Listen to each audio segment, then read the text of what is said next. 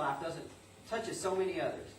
And the world doesn't revolve around your money or your stocks and bonds or your life insurance policies. I don't sit here and listen to your nonsense. What is my $8,000? If you don't have it right now, you're going to jail for a very long time. Oh, so you haven't heard? Heard what? Here, Mr. Potter. Here's your $8,000. And you know what? Here's an additional $2,000 to pay rent for the 15 families that you're planning on evicting tomorrow. Well, George, I don't know how you did it this time, but you beat me this time. But just wait. One of these days, your friends will turn on you, and your moment of fame and glory will be burned up in an instant. And I promise you, you'll come crawling back to me on your hands and knees. And when that day comes... I met an angel tonight, Mr. Potter. And he wasn't a very good angel, but he still was able to earn his wings. And he taught me something really important. I realized I've been given a great gift, and I was able to see my life in a whole new way. You know, you may have the most money and power in town, but after what I've experienced tonight, I believe I'm the richest man in town now. George, I know you're tired.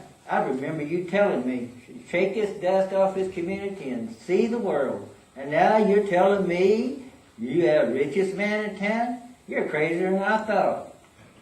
You're just a frustrated young man with a sick child, a leaky roof, and a bank, a busted savings and loans.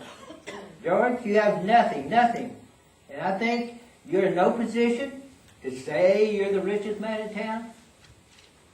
You're wrong, Mr. Potter.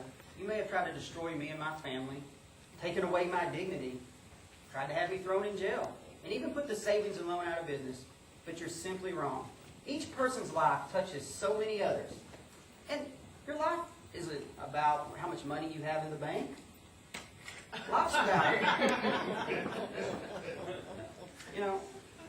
life isn't about a faint hope that your assets will exceed your liabilities.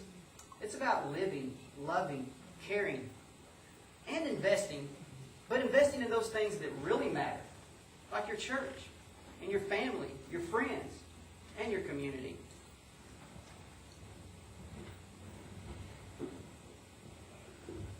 Here, Mr. Potter, this is for you. Merry Christmas. You're still a town fool. What's wrong with that George Bailey? Is he going to let that wimpy, mean old Mr. Potter push him around? Man, I need to teach that young man about some violence. I could give him a crash course in assertive training. Why ask Marge in cell box C? She'll tell you that he wouldn't last 5 minutes with me. Ask husband number 1, or 2, or husband number 3, or 4. Oh, hey, but do you remember husband Joe? No, I liked him. Yeah, I let him live. Yep, he was my favorite Mustang. This angel stuff is not natural for you, is it?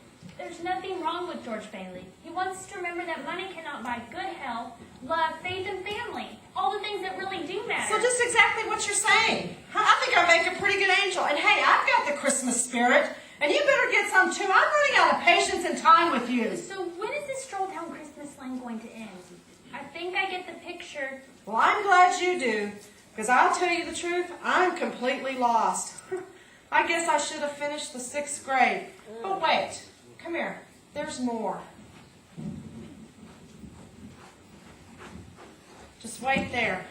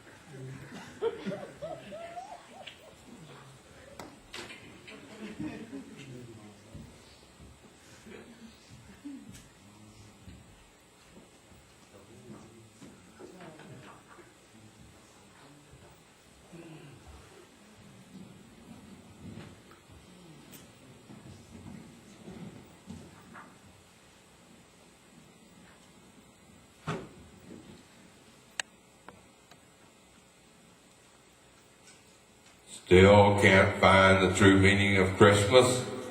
What? Up here, Susan, up here.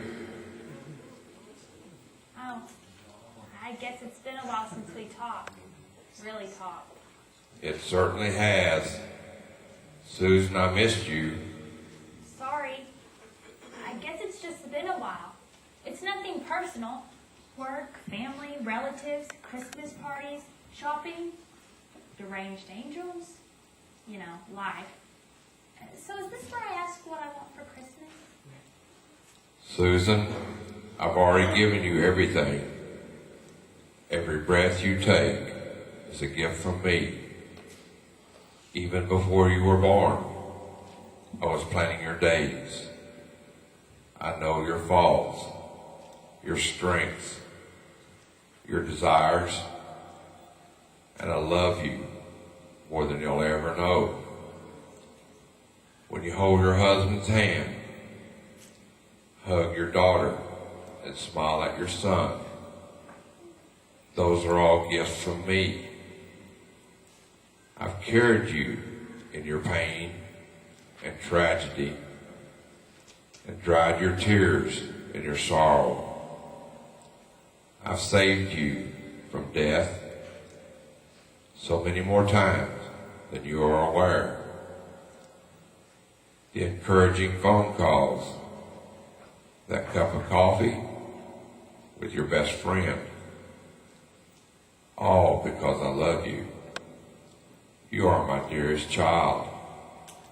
You have a home, good friends, exceptional help, plenty of food, and I know all the clothes in your closet.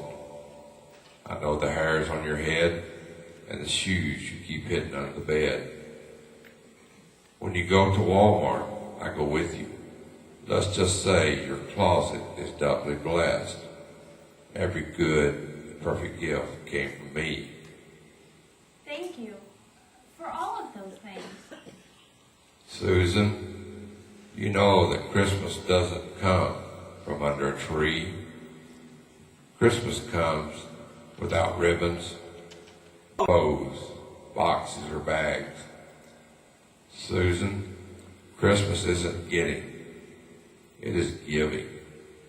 Don't you remember? I came down from the glory of heaven to live among people who despise me. I love them anyway.